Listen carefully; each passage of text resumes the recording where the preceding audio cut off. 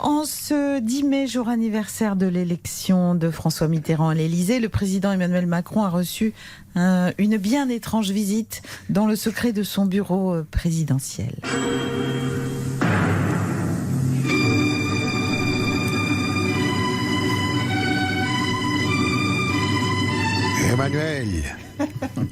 Emmanuel.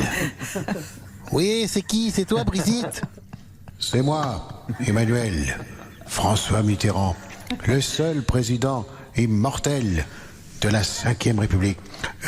Dis-moi, Emmanuel, tu sais quel jour on est aujourd'hui? Tu n'as rien oublié dans ton agenda? Ah ouais, d'accord, j'ai compris. Il y a la victoire de la gauche en 81, c'est ça. Mais moi j'avais 4 ans en 81.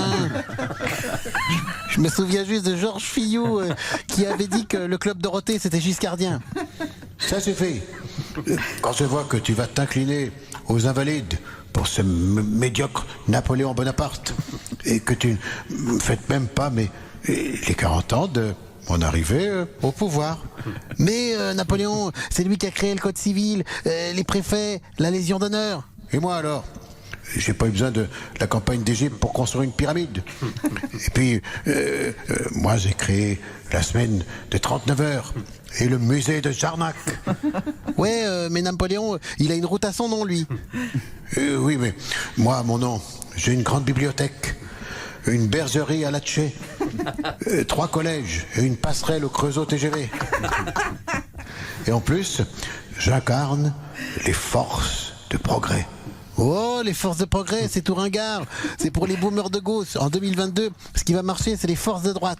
Nigo, si tu avais lu mes biographies, tu saurais que je suis aussi de droite.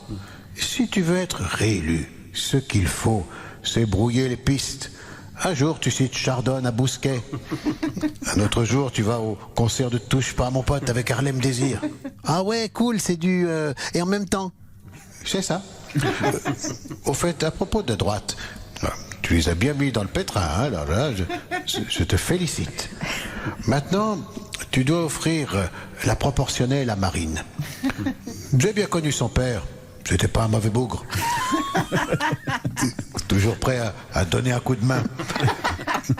Mais pour réussir, tu dois avoir des artistes avec toi. Tiens, il y en a une qui a l'air pas mal, c'est Camélia Jordana. Elle a une bonne tête de soutien, celle-là. Hein. Donne-lui une breloque républicaine, ça va l'amadouer. Ah oui, mais moi je préfère un Dauphine et Sardou. Tu n'as qu'à te forcer un peu. Tu crois peut-être que ça m'amusait de recevoir Barbara, Iselin et Balavoine? Mais surtout, si tu veux faire un 2e septennat, n'oublie pas de présenter ta fille cachée à Paris Match, Marlène Schiappa. Tu n'as qu'à dire que tu l'as eu avec Rotel Krief. Plus c'est gros, plus ça passe. Mais j'ai pas de fille cassée et Brigitte, elle va me disputer. Ta Brigitte, elle se mêle de tout. Il y a longtemps que tu aurais dû faire comme moi avec Daniel. Quand elle me cassait les pieds, j'envoyais tricoter des pulls pour les guérilleros. Et si tu veux entrer dans l'histoire comme moi, n'oublie jamais la maxime que Napoléon m'a empruntée. On gouverne mieux les hommes par leurs vices que par leurs vertus. Marine Le Pen en est convaincue et l'affirme désormais haut et fort. Elle sera élue présidente de la République en 2022.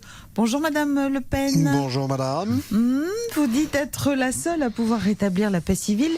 Mais comment fait-on pour rétablir la paix civile en prônant des idées nationalistes? Mais c'est très simple Madame, en conciliant autorité et bienveillance. On accompagne tous les rastaquaires à la frontière, on leur fait un bisou avant de partir. Et on leur offre un paquet de chocobènes pour la route. Bon, si vous faites ça, vous aurez tous les médias sur le dos. Eh bien là encore, Madame, je réglerai le problème en conciliant autorité et bienveillance. En arrivant au pouvoir, je préviendrai gentiment votre corporation de fouille-merde que le premier qui me critiquera se retrouvera au Niouf, dans la même cellule que Dupont de Ligonnès, que nous aurons enfin retrouvé grâce à notre milice nationale. C'est gentil de prévenir, merci. Vous affirmez aussi vouloir construire un gouvernement d'union nationale. Est-ce à dire que si vous gagnez, toutes les bonnes volontés seront les bienvenues. Mais absolument, madame, ma porte sera grande ouverte. Bien soit, je vous prends au mot.